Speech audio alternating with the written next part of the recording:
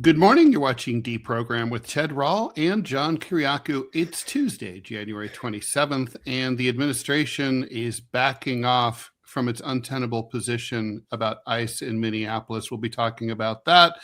Also, sort of a growing sense of chaos that's spreading across party lines and how Americans are going to react to that. And kind of this seedy nursing home lobby story where the nursing home lobby gave almost $5 million to a Trump-affiliated super PAC. And then immediately the administration canceled a rule, much needed rule, as anyone who has an elderly relative or is an elderly person knows, that would have required more staff in nursing homes and assisted living facilities. Good morning, John. Nice to see you. Good morning, Ted. Good to see you, buddy. As always, please like, follow, and share the show. And we are here Monday through Friday, 9 a.m. Eastern time every single week. And we're looking forward to reading and answering and discussing your questions and comments. Please post them into the live chat if you're watching live on YouTube or on Rumble. And if you're watching later on streaming, which most of you are, so don't feel like you're weird if you're not watching live. You are in the majority. I always say that to women who don't have kids. 50% of American women will never have a child, and they're made to feel weird. They shouldn't. Good grief. Anyway, thank you very much for listening. John, I thought the way that the administration is responding to the killing in Minneapolis, I should say multiple killings in Minneapolis, is interesting and kind of amusing if it wasn't for the fact that people were dead. Yeah. Greg Bovino, who kind of has a sort of swaggery Nazi vibe, Yep. Has been pulled out, not fired. There were some reports that he's been fired. Nope. That those are false. He's been pulled out of Minneapolis. Tom Homan. Now, this is the world we're in. Tom Homan is considered the kinder, gentler face. Tom Homan is the voice of reason in this whole thing. That's right. That's where we're at. So he is. He's like now the kinder, gentler face of ICE in Minneapolis. Gun rights groups are rightfully still seething about this. Interestingly, Kyle Rittenhouse posted on X yesterday that people should be able to carry guns to anywhere and anywhere that they want. Well, he's consistent, if nothing else. I give anybody points for consistency. Yeah, agreed. So now the big question of the hour, as we posted it in the description of today's show, is, so where's ICE? Well, I think there's two big questions. First of all, is Kristi Noem done? She requested a 2-hour meeting with the president yesterday. That's a lot of meeting, with a very busy man. And obviously she's terrified she's about to be fired. Inside chatter in the White House is that she's not dead yet. But, I think she's on double secret probation. And the other big question is, what happens to ICE now? It's not like they pack up their toys and close shop and say, well, it was a nice immigration sweep while we had it. I mean, they're either going to come back to Minneapolis or they're going to go somewhere else, or both. Yeah. So, John, what do you think? What do you make of the current lay of the land? I mean, clearly they're getting savaged in the court of public opinion, and Donald Trump knows how to read polls. And that's the driver here. Donald Trump realizes that the country is, Fox News aside, the country is almost united on this. This was an execution in Minneapolis. This guy was perfectly within his legal rights to be carrying a gun. He did not draw the gun. Mm-mm. The ICE officer pulled it out from his whatever it was, holster, body, pocket, whatever, and shot him. And then they just opened fire and he was hit at least 9 times. I did not realize until I saw it in the Washington Post this morning that since July, ICE officers have shot 16 people. That's a Gestapo force, and it's got to end. And I think Trump sees that. As I said, Fox News aside, because Fox News is all about supporting ICE right now, which is funny because they were all about snuffing out the Capitol Police on January 6th. So Yeah, no, although Fox News has had some, I mean, basically that's 100% right, but there's been a few notable exceptions. Ted Williams, the black former DC cop who's a yes, frequent commentator on, he's always good on Fox, basically had a meltdown on Sunday where he said that the guy had been executed and that there was no cause for it, and that the rhetoric coming out of the administration was wrong-headed and that they needed a full investigation. yeah, But for the most part, it's totally the way you say. Fox has been in the tank for ICE all along, and their talking point is, if you interfere with ICE, you kind of like get what you get, and you don't get upset. That's right. It's on you. I mean, of course, that's ridiculous. But, yeah, it is ridiculous. I mean, it's basically just saying that protest is no longer legal, and the Second Amendment no longer applies, unless maybe you're a Republican. Maybe you should carry your RNC membership card when you go to a protest with a gun. Then you can present it and get permission to exercise your constitutional rights. Outrageous. So the administration, I mean, I'm glad you mentioned, John, the Washington Post piece. 16 people have been shot by ICE, not to death, but 16. And in all 16 cases, the administration has reflexively sided with ICE, said that they issued public statements to the effect that they were justified in in shooting these people. And it never crossed their minds once that maybe they should just sort of not put their thumbs on the scale, or at least pretend not to, and just sort of say, hey, we want to invest.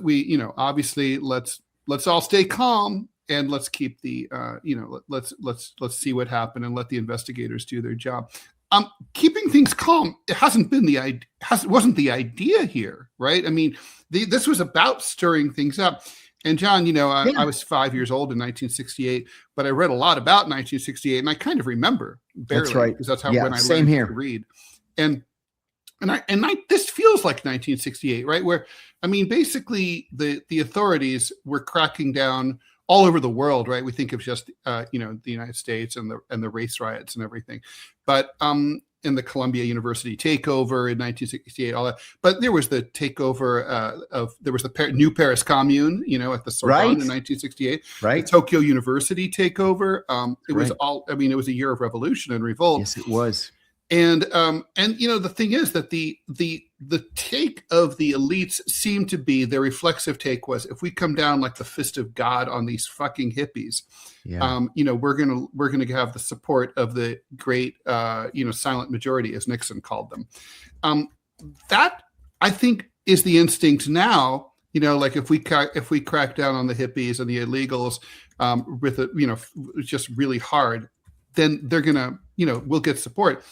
And I guess the thing is, you do until something like this inevitably happens. Yeah. And then people think you're, opening the borders under Biden created chaos, and you're not solving that chaos. You're creating a different kind of chaos. Yeah. If anything, it's just worse. It's just getting worse. Yeah. Yeah. Biden was wrong. That did create chaos, and it divided the country. But this reaction is so heavy-handed. It's just as wrong. I mean, people are being killed. American citizens are being killed in the streets, quite literally. It's gotta stop. John, what do you make, before we start getting into the questions from the viewers, what do you make of the credibility question? I mean, it's like elites can no longer control the narrative. We have the internet, we have our own sources of original reporting that we can refer to. Of course, it's a good thing we haven't seen much AI shit yet, or deep fakes on this story. But I mean, when a public figure goes and says things that are plainly disproven and not true, and couldn't have, and basically were lies, because it's not like, oh, it looked like he was holding a gun, it turned out it was a phone. Like, no, it didn't. And and the thing is, so when you're caught in a lie like that, I mean, does it matter, or do your partisans just figure like, oh, he's our liar, so it's okay? I think the latter is the case. I think that's what we're seeing.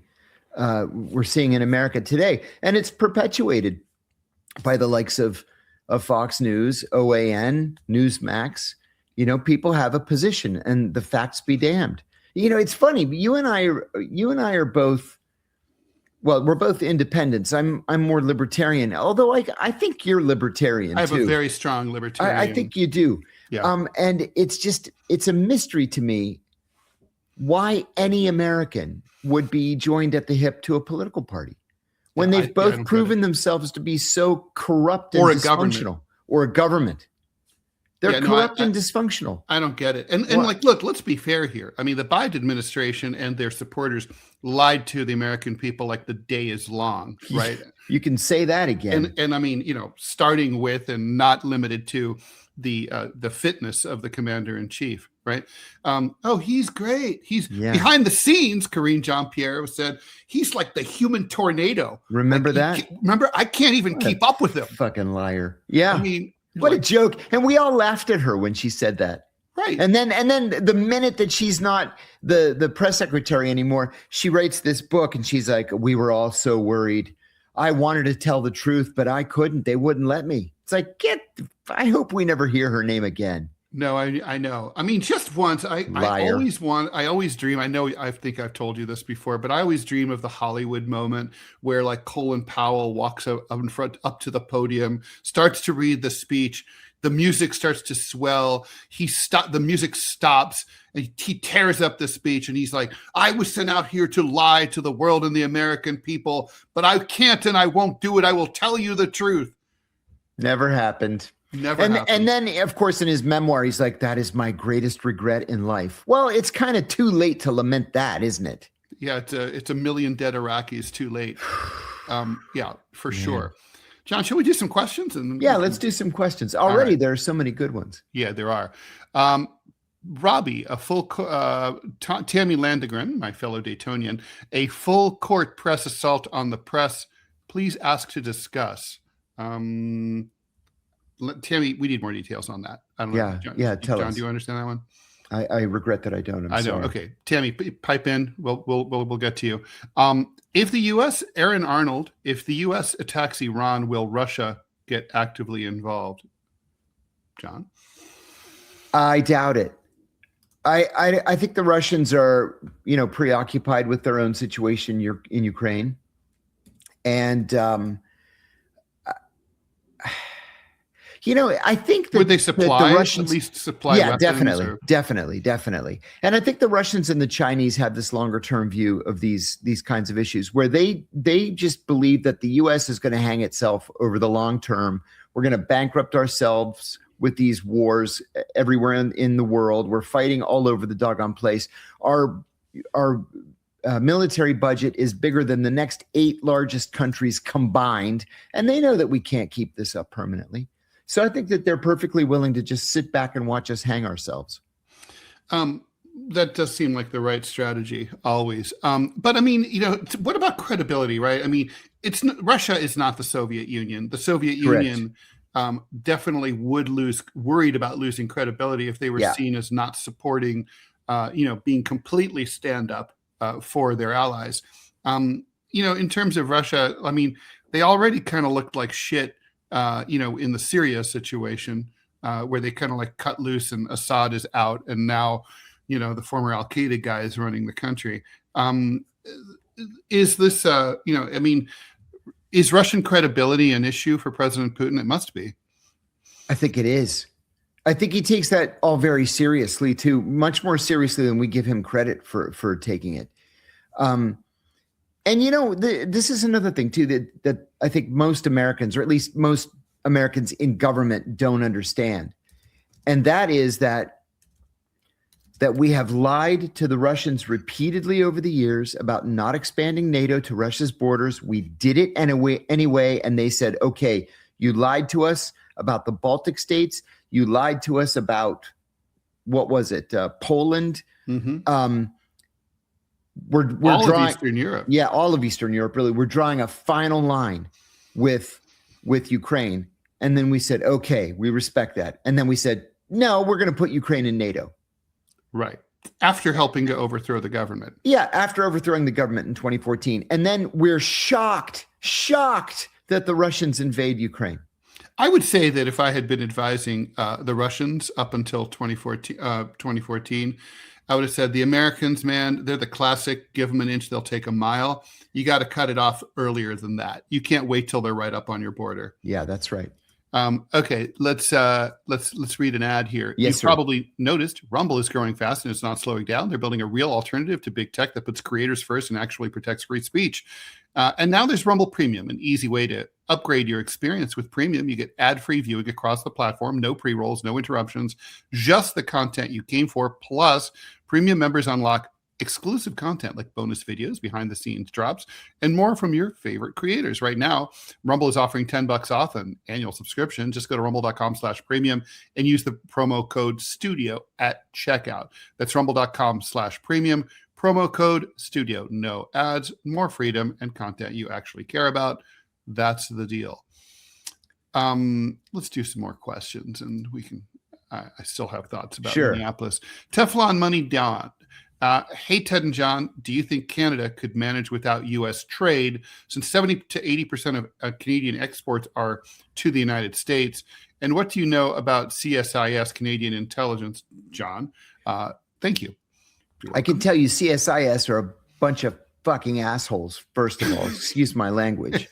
They're just total assholes.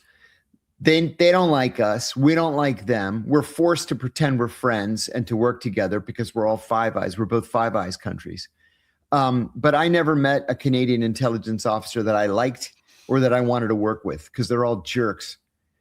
In what way are they jerks? Just personally. They don't like us. We don't like them. They don't want to work with us. We don't want to work with them. Temperamentally, personality-wise. Yeah.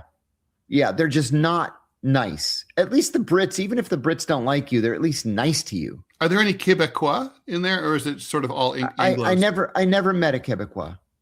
Mm-hmm. No. I mean, I'm sure there are, of course, but no, I never worked with one. Huh.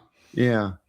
In fact, a guy that I worked for in New York, he had come to New York from Ottawa.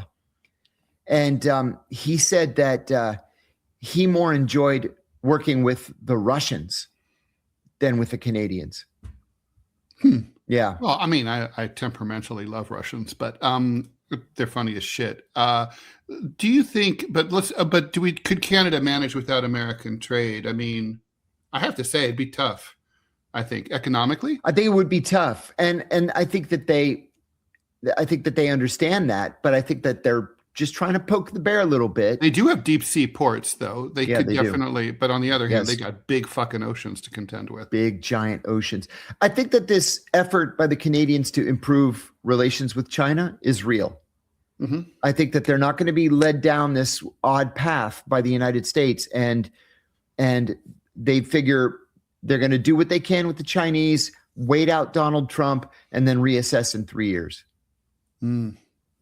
Well, we'll see what happens. Yeah, no, I think everybody's in that wait and see mode. John, getting back to the domestic situation, I talk to friends who are like increasingly wondering if they're not going to leave the United States because they want to like be Alec Baldwin and vote with their feet, but they're scared that something bad will happen. ICE will turn into, I've been reading up, the rise of the SA and the brown shirts. That was the subject of my column that I just dropped yesterday. And there are comparisons. Trump has created a goon squad that is personally loyal to him. And now, people are talking about maybe needing to leave. I have friends who are political cartoonists who are scared that they might end up on some like AI generated like hit list at some point, and that the election might not happen. And one of the metrics that people that I know are looking at is, will this election, this midterm, take place as needed, as scheduled? Ted Cruz apparently told Trump privately that he thinks the House and the Senate are both going to be probably gone for the Republicans. That was a Trump shock will to spend the me. next 2 years just getting impeached every other week, as Ted Cruz put it. I mean, Ted Cruz is not as smart as he or his friends think, but he's not a complete tard either. No, the guy graduated from Harvard Law School, and Right. and he's as unpopular as he is, even in Texas, he manages to win every 6 years. I was surprised by that, but I'll tell you what, if you read it, it's not going to appear in one place. It's not going to appear in an article in the Washington Post or the New York Times. But if you look at the Post, the Times, the Journal, the Hill, Politico, you can sort of put together this path that the Democrats might have to taking the Senate. I said on this show, Ted, 6 months ago, the Democrats had no prayer of taking the Senate. And I agreed with you. Yeah, they were likely going to take the House, but not the Senate. Mm-hmm. But now it looks like Susan Collins in Maine could lose this race only because of Donald Trump.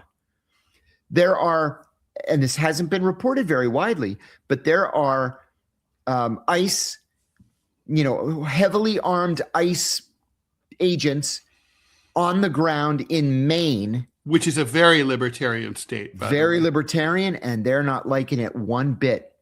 And then you've got Susan Collins, who thinks that Talk about a gun state too, where people everybody owns multiple guns. Everybody hunts, yeah.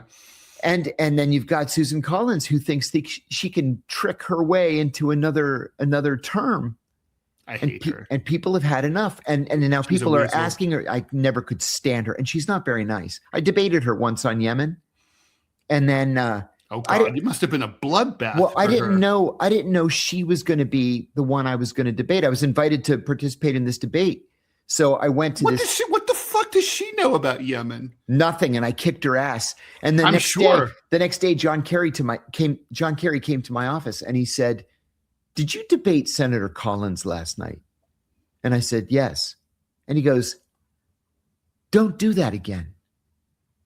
And I said, "Sorry, I didn't." Why didn't he like it? Because I wasn't worthy to debate a senator. I was just a staff member. I thought it was more like he was concerned that you were going to humiliate her. And no, she was going to be sad. I did humiliate her, and he was pissed off that a lowly staff member had the gall to debate a sitting senator. But anyway, her constituents are on her case to pick a side on this ICE thing. Either you're with Donald Trump or you're not with Donald Trump, one or the other, and she just won't choose.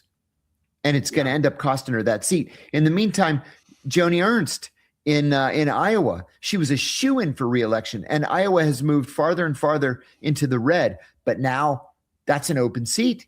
Democrats have a real chance. John, look, the best metric here is the president's approval ratings. Is it me, or have you noticed that there's been a distinct absence or shortage or paucity of polling for the president's approval numbers in the last month or so? Yeah, I noticed the same thing. And then the handful of polling numbers that you do see just show that he's flatlined. We've got this MAGA core that's about like 43%. And then you've got the anti-Trump core. And then it's just 6 or 7% in the middle that's just going one way or the other. But yeah, you're right. There hasn't been much. I mean, his approval ratings, as I've seen, it's been like around 38, 37. I mean, basically, those are Joe Biden numbers. Yeah, right? Those are Joe Biden numbers.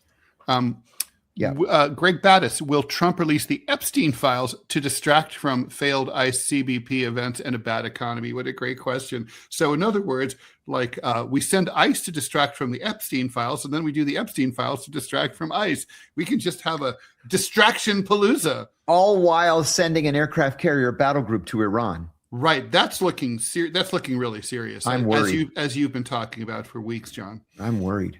I really am. Yeah, it really does look like something's going to happen by the end of the month, by next week or whatever. Yeah. Well, so will Trump release the Epstein files? I don't think Trump will release the Epstein files under any circumstance. What do you think, John?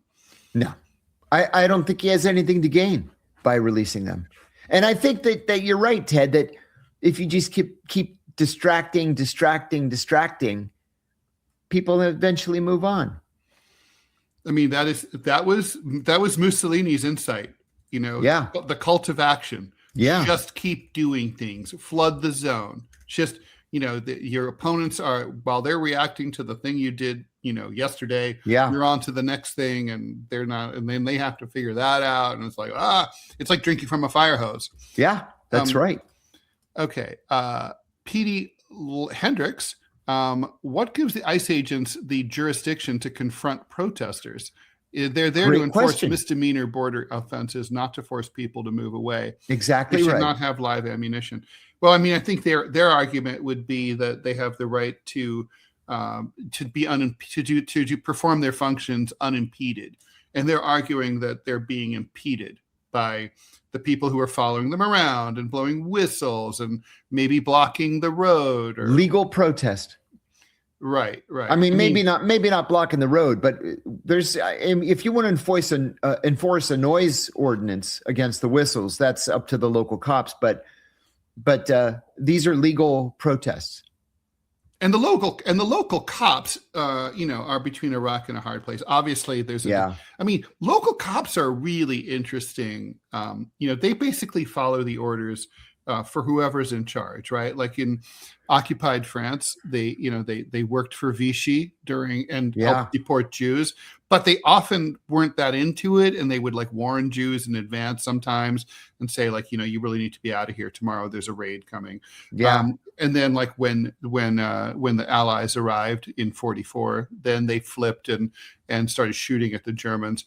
So they're kind of like they're a weather vane. How the local cops react. Minneapolis police chief, obviously, working for the mayor, has been very clearly opposed to what ICE is doing. What do you make of this? How credible is the administration line that this is all that the chaos in Minnesota isn't caused by heavily militarized masked men running through the streets snatching 5-year-olds, but it's really caused by a lack of the refusal of Governor Walz and the mayor of Minneapolis to cooperate with federal authorities, and that if only they had that cooperation, things would be nice and calm. My understanding was that ICE told the Minnesota authorities, we're coming whether you like it or not. Yeah, fuck exactly. You, that's why there's no cooperation. Get out of our fucking way, right? Yeah, that's why there's no cooperation with local police. Yeah, or local government. They just came in like an occupying force and said, we're doing it our way, whether you like it or not. Step aside. And they were getting and let's be clear here, right? The Minnesota prison authorities, for example, have continued to cooperate for deportations of criminal illegal aliens in Minnesota prisons. Yeah, no problem. So it's not like that's over. Do you think there's, two questions, big ones. Where's ICE going next? Is the big one. And then, what do you think, does ICE have to are they going to have a more targeted, less indiscriminate approach going forward where they really are more focused on like the worst of the worst as opposed to any random Home Depot, person? They are going to have to, yes. Just because of public opinion. I see Robbie's texting. They're all illegal by definition. Yes, but it's not practical. We don't have the manpower to just scoop up everybody who's here without documentation. That will never, ever happen. It will never happen. It's kind of like the version of prosecutorial discretion, right? Like that's it. Everybody driving over 55 is speeding. Exactly. But politically, if you pull over everyone going 56, you're an asshole. Yeah. And everyone hates you. It's just not going to happen. You start with the 85, the guys who are going 85, and then you work your way down. I actually looked this up when I was in prison because I looked it up in the law library because every non-American in prison, in my prison, was illegal. And they weren't in prison because they were here illegally. They were in prison because they had, a warehouse full of cocaine, for example, or they got in a shootout with the DEA and got caught or whatever. So they do their 10, 20, 25 years, and then they get deported. The prisons are full to the point of overflowing.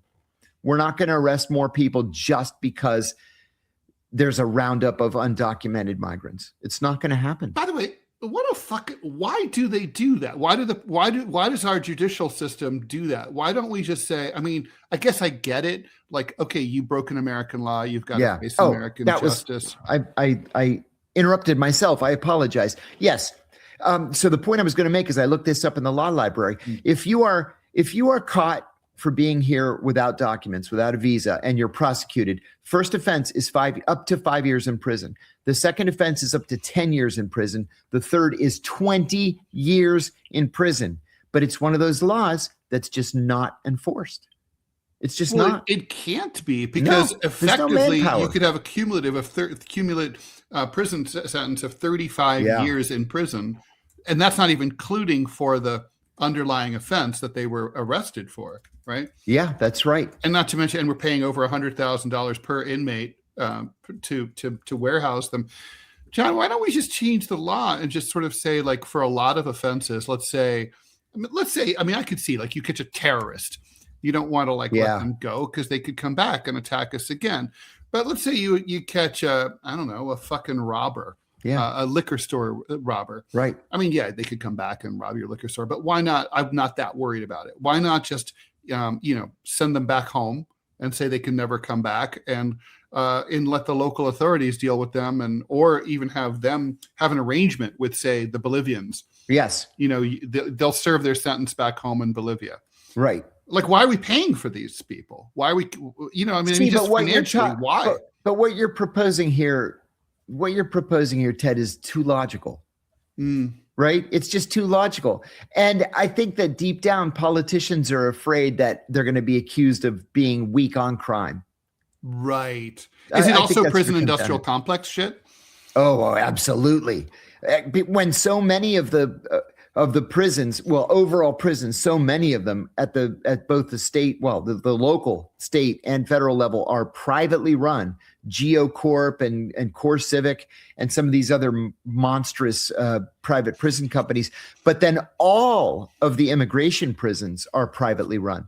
You're talking about serious shareholder, investor money here. They're feeding a few biscuits a day. Yeah. People don't want to mess with that.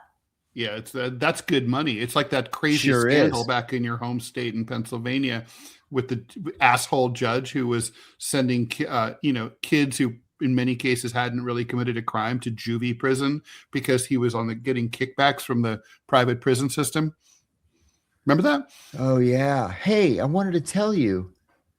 I just got a text from Shane Stranahan. You remember Shane from Sputnik? Yeah. Of course. He says, "Hi, everyone. This is Lee's son, Shane, sitting with his brother, Ken. We want to give you an update on how Dad is doing, Lee Stranahan. We're asking for a little help finding older photos and videos.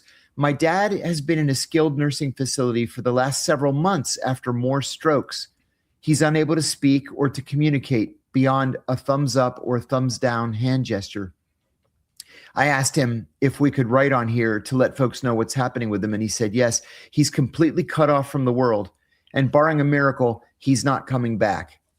That's painful for everyone, most of all him, but he's comfortable and they're taking care of him, although he doesn't like the food very much.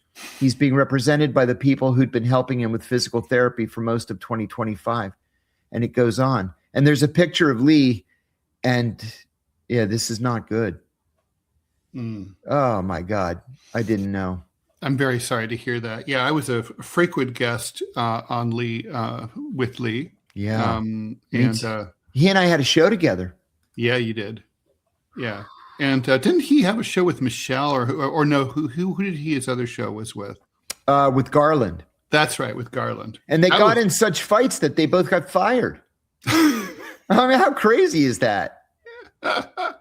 Can you imagine, like, left versus right wing morning talk radio guys getting fired for being too spicy? That's supposed to be a feature, not a bug. I really feel bad about Lee Stranahan. So I guess if people I don't have any pictures. I don't either. Yeah, I don't either. And Shane did some talk radio too. Yeah, Shane was there in the mornings for a long time, and then ended up quitting so that he could bike all the way around the country, which was very cool. It's great to be young, Yeah, Shane was a good guy. Yeah, that's so cool. Well, we're sorry to hear that. Sorry to interrupt you, but yeah, I thought people would want to hear I about Lee. appreciate it. No, it's that's relative. That's new. By the way, thank you very much to John X1 for becoming a paid member on YouTube, which makes you, by the way, I think if he's tier 2, that's going to qualify him as anyone else who does the same thing to have the thank you in the closing credits of the show every day. You've seen that if you watch the show every day. So, by the way, we are getting some breaking news that apparently healthcare stocks are tanking.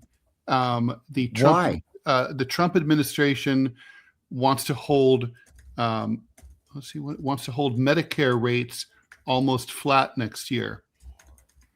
Ooh. So, yeah, big.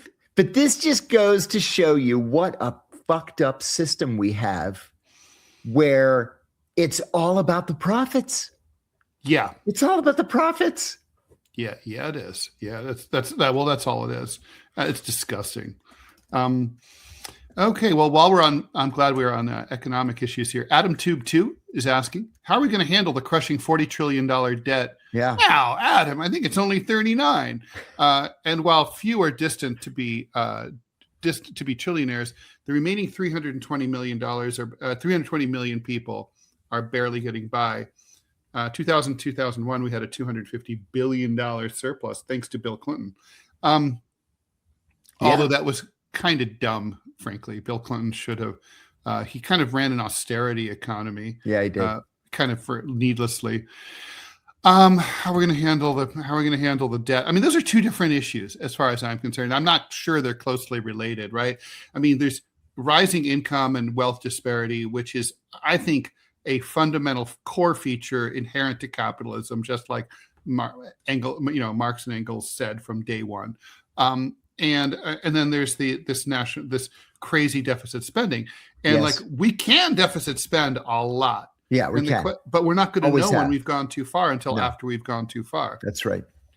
So that's the problem. I mean, what a mess. What a mess. But at the same time, and I understand the, MMT people. I get it. I'm not sure I believe it. I want to.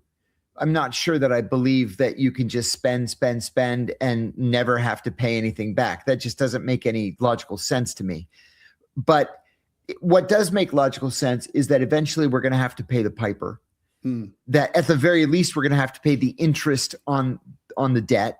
Mm-hmm. The interest is in the form of government bonds, mostly long-term government bonds. Mm-hmm. Most of those are owned by the governments of the UK, the Netherlands, Japan, and China. Mm-hmm.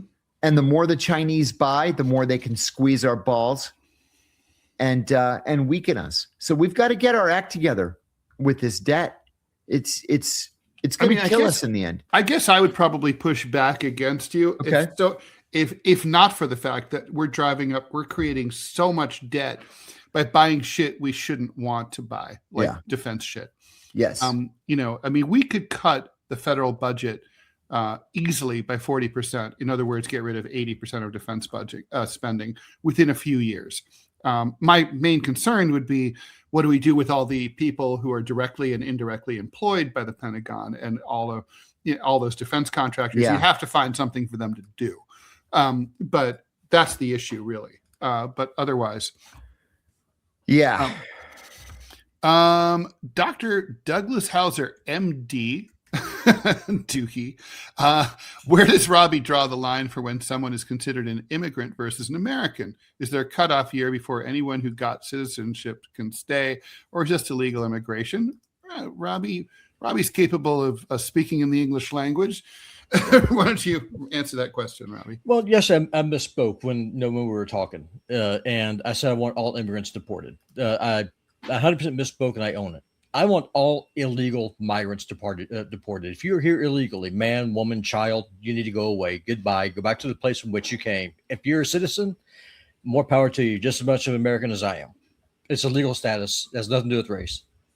Thank you, Robbie. Okay, so okay. Thank you very much for the $5, Alexander Bruce. How can we come together as Americans? I've been right-leaning most of my life, but love my liberal friends. Don't forget us lefties. I have zero trust in either party. You two rock. Thank you so much. I mean, God, that is the $40 trillion question. I mean, I have to. What I really want is for us to have a shared set of values, right? Like core values, like where we can all agree, like that we should care about our country. We should care about our country before we care about other countries. We should care about each other. We should want the best for each other. We make policy differences not personal. We make it, obviously politics are personal, but yeah. Where we stop blaming each other. I don't know. I don't know if it's possible, John. Yeah, I don't know if it's possible either. If it is, it's going to take a heck of a lot of work. Oh, when it felt possible last one time for me was for about a week after 9/11, when everybody was shocked. Totally unified. Totally unified. And everybody slapped an American flag on the back of my car. Oh my God, I did too. And even my dad said, seriously, you with a flag? I said, I know. You're going to laugh. Someone fucking stole it. New York. Oh my God. Anyway, but the point is that it's sort of, but yeah, we were all feeling that way. And then Bush did his, you're either with us or against us. And that was the beginning of the end of that. But the point is, it shows, obviously, if you come together, you can come together to fight a crisis, a war, a natural disaster. I think during a natural disaster, nobody's asking your party affiliation when you show up to help your neighbors, Right. Yeah, that's right. Why didn't Biden, Lisa Lachirko asked, why didn't Biden release the Epstein files? Because he's a freaking coward, just like all the other politicos. Too many of their buddies, both Democrats and Republicans. That's right. That's what it comes down to. Any updates on John Brennan possibly going to jail? I'm working on it. John, this is from I'm So High. What's your insight on Trump's statement this past week about the military's secret weapon used to take down Venezuelan soldiers? Well, do you think the CIA has any involvement with the development of such a weapon? Probably not. But I know with 100% certainty that DARPA has been working on this weapon for at least 10 years. There's a little problem here. What Trump was talking about was some sort of a directed energy weapon, a sound weapon that just made everybody double over with nausea. That's not new, though. It's not new, but it's very much illegal according to international law. We are signatories. It's been used against protesters. We're signatories to international conventions that ban these kinds of sonic weapons. Yeah. And we used it anyway. And then Trump just admitted that we used it. So insane. Apparently it's the first time it's ever been used in a These combat are or near combat old. Situation. And I guess it worked. The technology is hardly even complicated. It's kind of surprising it hasn't been done, or it wasn't done earlier. Yeah. Roberto Wilco, John, have you heard about our anti-Semitism law in Oz? I don't know what Oz means. Yeah, Australia. Oh, yeah, I have. Jews and Sikhs are covered. Yeah, it's very much like the anti-Semitism law in Florida, where if you criticize Israel on social media, just criticize, then you're open for investigation. Even if you just say, Benjamin Netanyahu is a war criminal. That's a potential criminal offense in Florida. Now, the reason why it's still on the books, of course, a court is going to have to throw it out. But the reason it's still in the books is nobody's actually been charged under it yet. Yeah. And let me add that this traitor, Governor DeSantis, when the Florida legislature passed it into law, he flew to Jerusalem to sign the bill into law in the presence of Benjamin Netanyahu. Insane. Asshole. Yeah. DBGT, thanks for the 200 rupees. Love from India, John and Ted. Have any of you had Indian food? If so, what's the favorite? Oh my God. Probably a quarter of all the food I've ever consumed as an adult is Indian food. Seriously. Yeah, I mean, I've my never go-to. I've never had bad Indian food ever. No, it's true. Never. It's wonderful. I'll go for a beef madras. I'll go for a chicken tikka masala. I'll go for. But that's British. That's not Indian. Paneer. True. So is mulligatawny soup, one of my favorites. And there's so many different varieties of mulligatawny soup. I'm partial to the more tomato-y ones over the more lentil-y ones, but I like them both. My favorite bread is puri. Give me a plain paratha anytime. And a biryani, any kind of lamb biryani would be my favorite, I think. But I like goat too. Goat's quite good. Mm-hmm. I spent 6 weeks in Hyderabad 20 years ago, and it was like biryani every single day. They're so famous for it. I mean, Indian food is the only reason you can eat in England. It's like, right. It's like, otherwise you might die of starvation. Well, you can't eat eel pies every day, as tasty and yummy as they are. Rosalinder 4975 Triple J. I can barely talk to my liberal friends in upstate New York, and they assume I love Trump. Yeah, that sucks. Yeah, it does. Tatum Hedrick, what's needed to pivot from the increasing authoritarian role of the executive? Trump is but the latest iteration of pushing the boundary of executives' unchecked power. That's true. And unfortunately, people always say things like, well, it's like getting the money out of politics. Well, no one's going to vote to get rid of their own power. Yeah. The only counterbalance in our current system to executive power is legislative and judicial power. And they would have to flex their muscles. It would have to be a fight within the system. They'd have to have some balls. I mean, I used to have trust in the judiciary, the legislature, forget it. But I don't know if I have much trust. John, I'm really watching this case about tariffs before the Supreme Court. Yeah. It's crucial. I don't really care that much about tariffs, even though it's an important topic, but I don't personally care about it. But if they side with Trump, game over. Agreed. John, have you ever worked with Sarah Adams, former CIA targeting officer? She seems very knowledgeable about the Middle East. She's making it all up.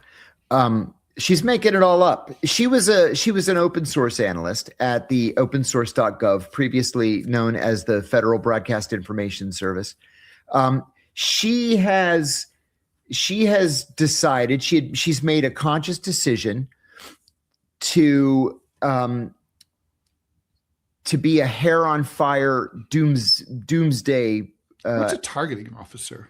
Somebody who it's an analyst who goes through metadata to identify the location of a person so we can kill him. Mm-hmm. So literally. Yeah. She wasn't a targeting officer. She likes to say she was. She was an open source analyst. But she's made a name for herself by shouting from the rooftops that the end is nigh. The terrorists are going to blow us all up. 9/11 is going to happen times 10.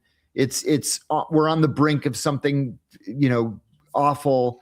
She's just making it all up. There's no evidence for that. Even without being in the CIA. I mean, in 2000, you could plainly tell that Al Qaeda was ramping up from the coal, from the embassy bombings. Exactly right, Ted. They were getting closer and closer. And she's made herself a handsome living. She's her podcasts are monetized, and she's written a book, and she's out there making a living. But she's a phony.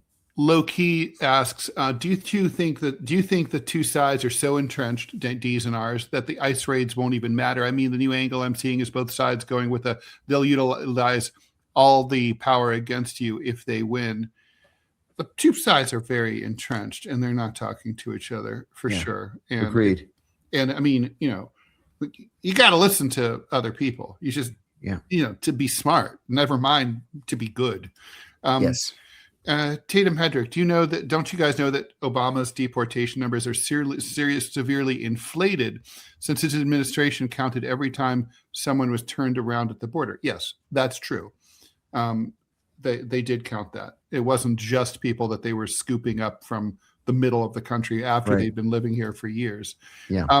Star Runner 2020, ICE isn't going anywhere if Minnesota has just honored ICE detainers instead of releasing illegals from jail. They wouldn't have to go out and find them. I disagree with that. I mean,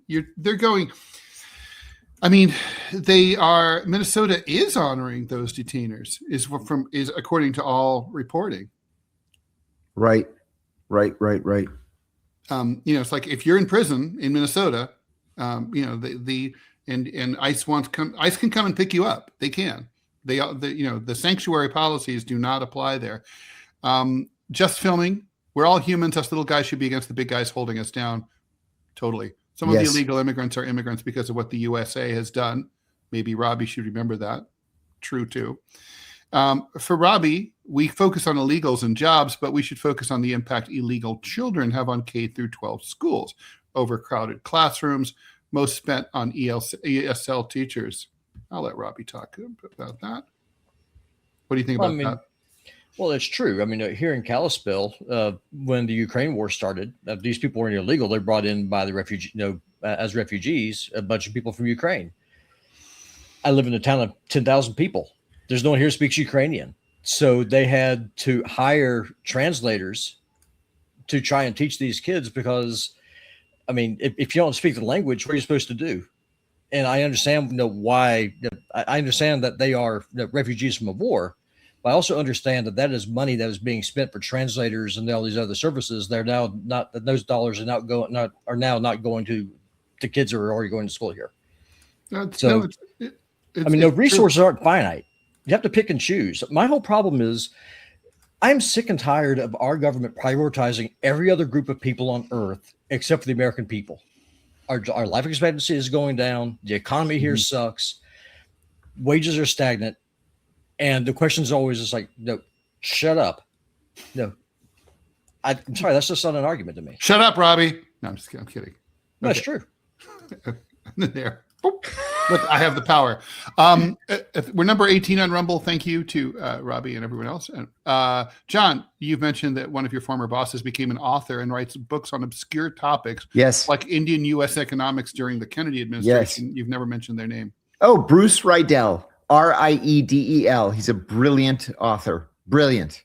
Angela, thanks for the $5. Let me see. John Kiriakou, the Minneapolis situation is a color revolution, not sure how a previous CIA guy doesn't see it for what it is. The organization running the protests is a paramilitary group an untrained eye can see.